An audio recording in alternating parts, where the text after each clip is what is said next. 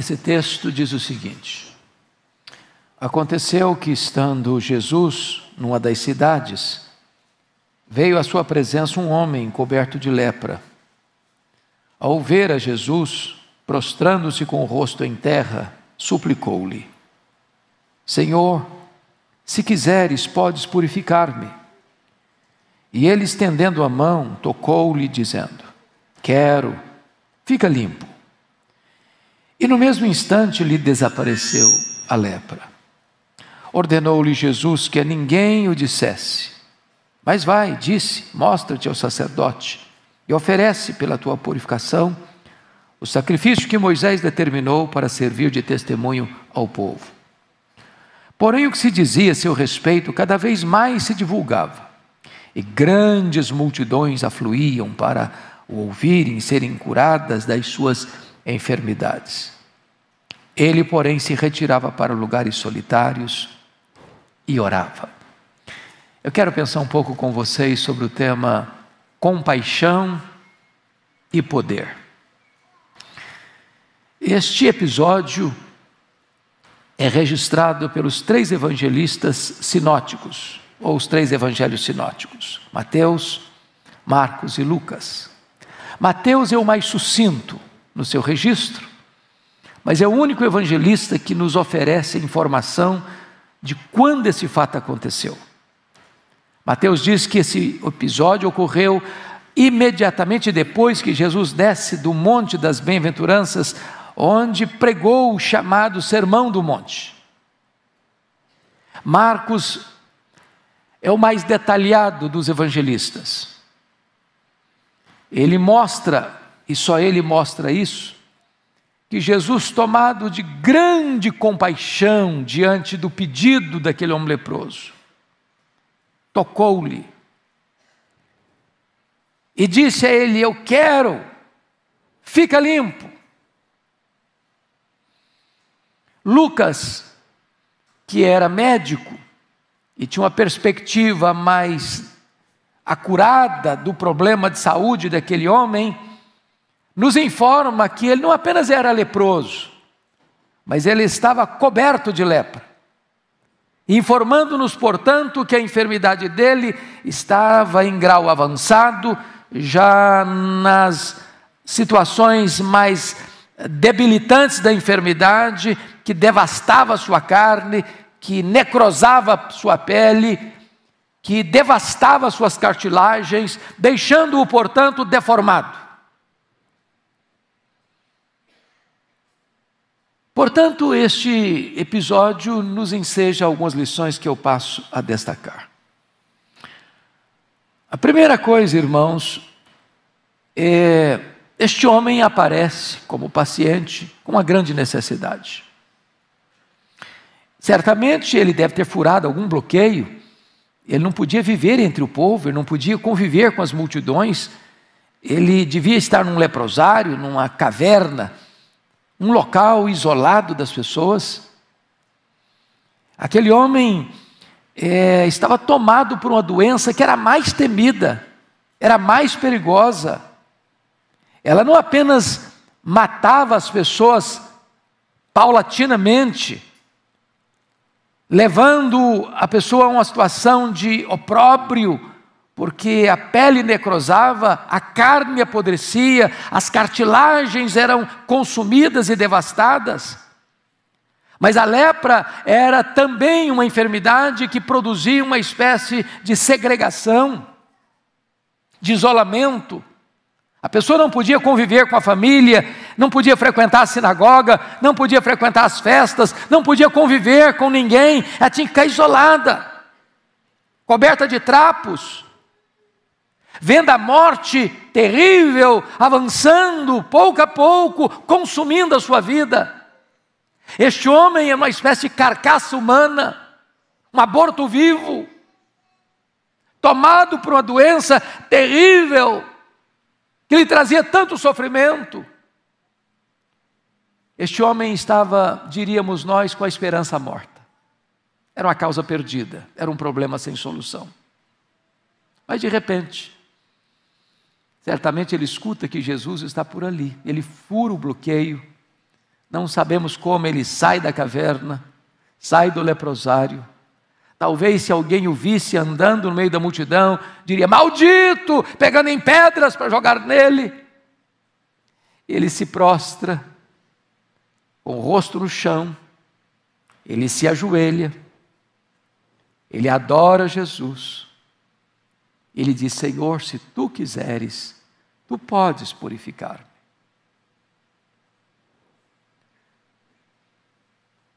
Você que veio aqui nesta manhã certamente não tem uma enfermidade tão grave quanto esta, bendito seja Deus.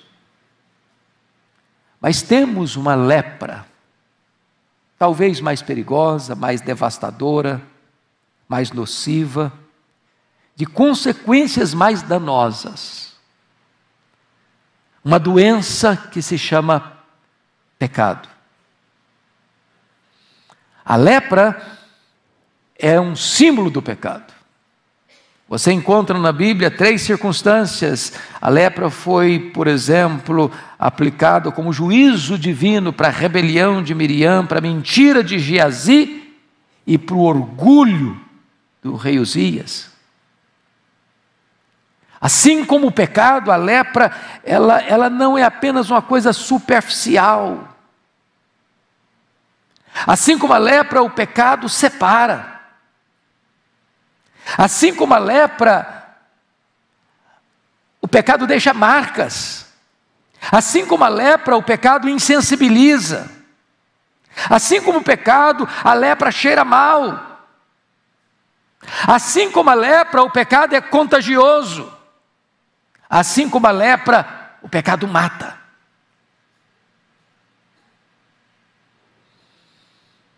E aquele homem então,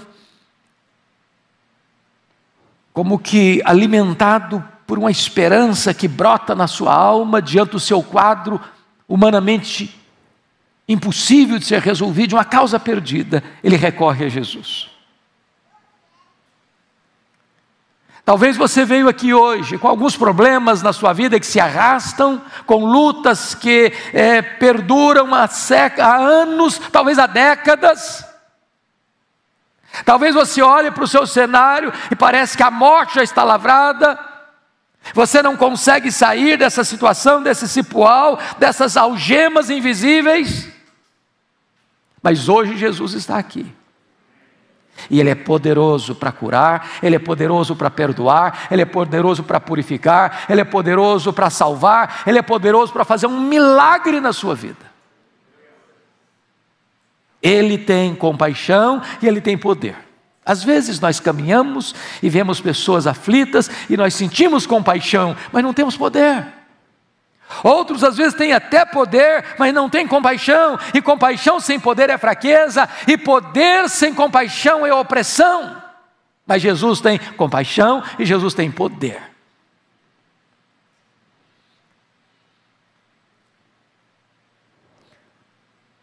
Diz a Escritura que este homem se apresenta a Jesus de 2 maneiras. Primeiro, de forma humilde, reconhecendo que Jesus tem o poder e a majestade. Se tu quiseres, tu podes. Eu não sei qual o seu problema, mas eu quero dizer para você que Jesus pode resolvê-lo. Não há limitação no seu poder. Se Ele quiser, Ele pode. Hoje mesmo, quebrar as algemas, romper os grilhões, interromper o fluxo mortífero do vício que escraviza, romper essas cadeias, tornar você livre.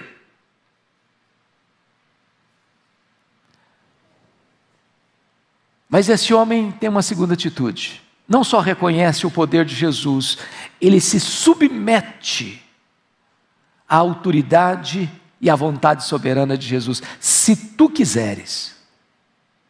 Ele não chega exigindo, ele não chega determinando, ele não chega fazendo qualquer reivindicação de direitos. Ele chega humildemente dizendo: Senhor, se tu quiseres, tu podes. E é curioso que agora você encontra a resposta de Jesus. Os 2 pedidos: se tu quiseres, tu podes me purificar. E Jesus atende aos 2 pedidos, diz: quero. fica limpo. Porém, antes de tratar do poder, vamos tratar da compaixão. É Marcos que nos informa que Jesus, profundamente compadecido dele, tocou-lhe e disse: quero, fica limpo.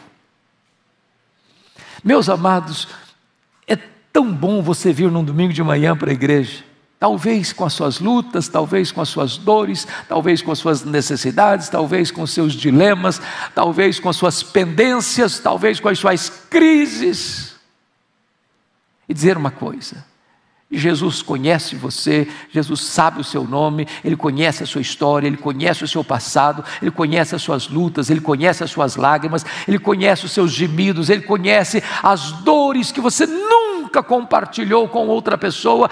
Ele conhece e Ele se compadece de você. Se compadece de você. Ele se importa com você. Quero. Mas outra coisa importante, e é inusitado isso, um leproso, sobretudo no estágio em que aquele homem estava, coberto de lepra, com a pele esbranquiçada, carcomida, com os nervos insensibilizados, com a carne apodrecendo, uma carcaça humana. Ninguém podia tocar num leproso sem ficar impuro. Mas antes de Jesus curar aquele homem, podia curá-lo à distância, podia dizer: fique aí e fique curado. Jesus estendeu a mão e tocou. E por que Jesus tocou aquele homem? E por que Jesus quebrou uma regra da lei cerimonial, que um leproso não podia ser tocado? Para mostrar para aquele homem que, apesar da situação dele, ele tinha valor, ele era importante. Jesus identifica naquele homem uma dor talvez maior do que a enfermidade física, a dor de ser abandonado, rejeitado, jogado num leprosário, quem sabe há meses, há anos, não sabemos quanto tempo, mas não era uma enfermidade nova, porque ele estava coberto de lepra, já em estado avançado da doença, à beira da morte, e Jesus toca aquele homem. A palavra original não é só um tocar de encostar, mas um tocar de abraço, de envolvimento, de afeto mesmo, e Jesus mergulha na fraqueza, na doença daquele homem, e o toca, para curar suas emoções, para curar a sua alma, para curar os seus recalques, as suas dores mais profundas. Talvez você veja aqui hoje, não tem uma doença física, louvado seja Deus, mas talvez você tenha uma doença emocional, de rejeição, desde a infância. Um trauma sofrido lá atrás, um abuso que você sofreu e que ainda dói, que ainda sangra. Eu quero dizer para você que Jesus está aqui. E está aqui para curar você. Está aqui para limpar você. Está aqui para abraçar você. E que está aqui para fazer um milagre na sua vida. Mas o texto nos informa que Jesus não só tem compaixão, Jesus tem poder. Poder. Quando diz: quero, fica limpo. E diz a Bíblia que o homem imediatamente ficou limpo. Limpo. Eu quero dizer a você nesta manhã que o que Jesus faz, Ele faz perfeito, Ele faz completo. Ele não faz pelas metades. Ele perdoa e perdoa completamente, Ele cura e cura completamente, Ele liberta e liberta completamente, Ele restaura e restaura completamente. Bendito seja Deus. Mas é curioso que Jesus diz assim para aquele homem. Veja comigo o texto. Versículo de número 14. Ordenou-lhe Jesus que a ninguém o dissesse, mas vai, disse: mostra-te ao sacerdote e oferece pela tua purificação o sacrifício que Moisés determinou para servir de testemunha ao povo. Por que Jesus fez isso? Por que Jesus não mandou aquele homem imediatamente para casa? Vai para casa. Como disse para o paralítico lá de Betesda: toma o teu leito, anda, vai para casa. Por que ele não fez isso? Por que Jesus manda este homem curado primeiramente ao sacerdote? Jesus está protegendo este homem. Se este homem voltasse imediatamente para casa, talvez nem sua família o receberia. Talvez ele seria apedrejado no caminho. As pessoas sabiam que ele era leproso. Segundo, a autoridade sanitária que cuidava da saúde pública na época era o sacerdote. O sacerdote tinha que estudar medicina. Ele tinha que ter a capacidade, a habilidade de diagnosticar doenças. Haviam muitas doenças de pele, algumas delas curáveis, outras não.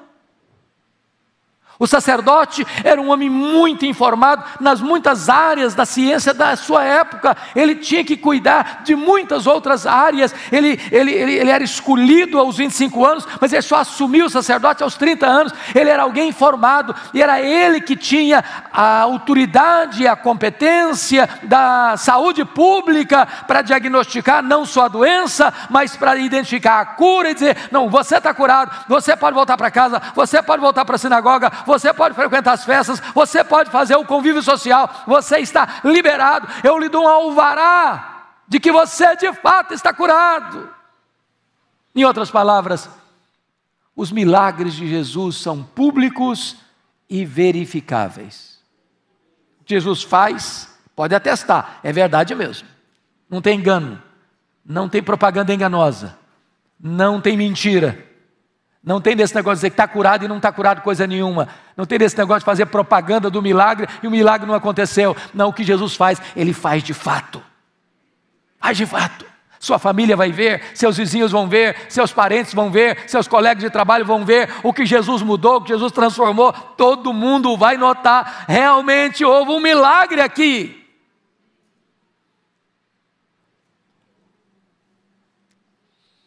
Mas notem comigo, por favor, o versículo 15. Porém, o que se dizia a seu respeito, cada vez mais se divulgava e grandes multidões afluíam para o ouvirem e serem curadas de suas enfermidades. Eu quero entender, pastor Arival, duas coisas no texto. Ordenou-lhe Jesus, verso 14, que a ninguém o dissesse, mas vai, disse, mostra-te ao sacerdote. Me parece, à luz do texto, que quando Jesus proíbe esse homem de falar qualquer coisa, não é que Jesus proibisse a ele de contar o milagre propriamente dito, mas que ele não deveria contar para ninguém antes de falar para o sacerdote. Ou seja, primeiro vamos andar pelas vias legais. Não fale para ninguém antes de falar para o sacerdote. Quem tem competência, quem tem autoridade, quem tem direito de dizer está curado publicamente é o sacerdote. Então não saia para ir contando para todo mundo sem primeiro mostrar de forma pública, de forma legal, de forma legítima, de forma adequada, que de fato a cura aconteceu. Esse homem não cumpriu bem essa ordem de Jesus. Marcos aqui nos informa isso, que a situação se tornou tão complexa que Jesus não podia nem entrar publicamente nas cidades mais por causa dessa ordem que ele quebrou.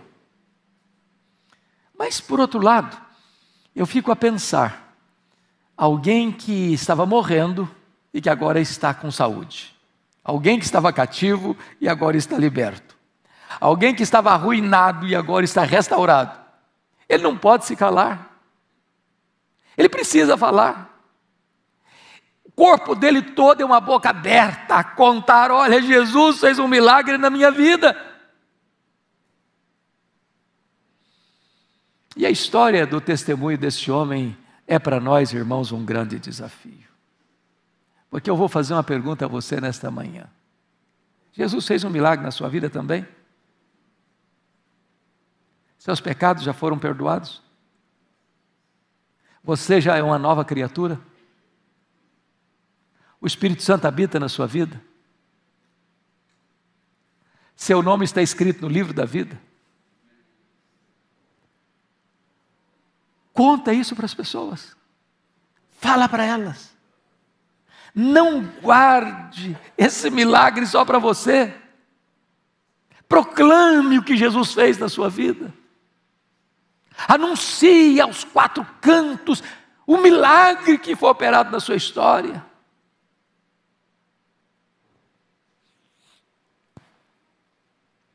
Me permita concluir com o versículo 16, porque há algo para nós aqui também quase incompreensível.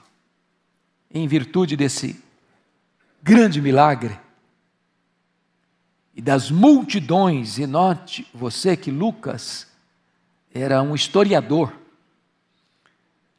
é o primeiro historiador da igreja, Lucas, médico, e Lucas é muito cuidadoso com a precisão das palavras que ele vai usar. E no verso 15, ele não diz grande multidão, ele coloca no plural, grandes multidões afluíam para ouvir Jesus, para serem curadas das suas enfermidades. E eu fico imaginando aos borbotões, as pessoas vindo, saindo das ruas, das vilas, das cidades, das aldeias, e vindo em massa, aquelas multidões ao encontro de Jesus. Cada uma delas com as suas lutas, com as suas necessidades, com as suas carências, com as suas doenças, com as suas enfermidades.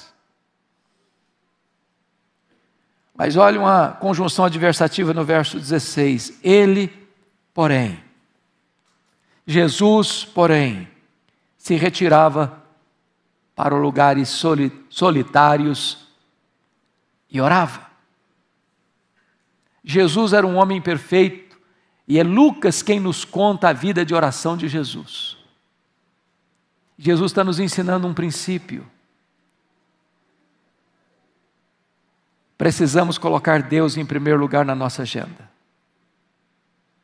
O trabalho, por mais importante, por mais urgente, por mais necessário, não pode ocupar no nosso coração, na nossa agenda, o lugar indisputável de Deus. Nós não podemos nos capitular ao ativismo, por mais necessário que ele seja, porque a presença de Deus, a comunhão com Deus, a intimidade com Deus, a vida de oração é a ferramenta, é a usina de poder que nos dará condições de prosseguir atendendo às demandas das multidões. E por isso diz a Bíblia que Jesus se retira para estar a sós com o Pai, para buscar o Pai, para orar ao Pai, para falar com o Pai, para receber poder do Pai, para dar continuidade ao seu ministério. E tanto é fato que no verso 17, o verso seguinte está escrito: ora, aconteceu que num daqueles dias estava Jesus ensinando, e achavam-se ali assentados fariseus e mestres da lei, vindos de todas as aldeias da Galiléia, da Judéia e de Samaria e de Jerusalém, e o poder do Senhor estava com ele para curar. Agora esta é uma palavra para a igreja, para você, para mim. As multidões estão aí fora, com as suas necessidades, com as suas dores, com as suas enfermidades, com as suas lutas, com as suas urgências. E você e eu, a igreja, precisa se recolher tantas vezes para buscar a Deus, para orar ao Senhor, para buscar revestimento de poder. Porque nós não podemos atender às necessidades dessas grandes multidões com a nossa própria força, com o nosso próprio conhecimento, com os nossos próprios recursos. Nós precisamos do poder de Deus. Só Ele pode nos capacitar. Que Deus nos ajude a sermos revestidos com esse poder, porque há multidões aí fora precisando urgentemente de ajuda e de socorro. Que nós possamos seguir aquele que tem compaixão e tem poder. São Paulo precisa de Jesus. E esta igreja precisa oferecer a esta cidade o que ela precisa: o Evangelho da graça salvadora de Jesus. Que o Senhor nos abençoe. Amém.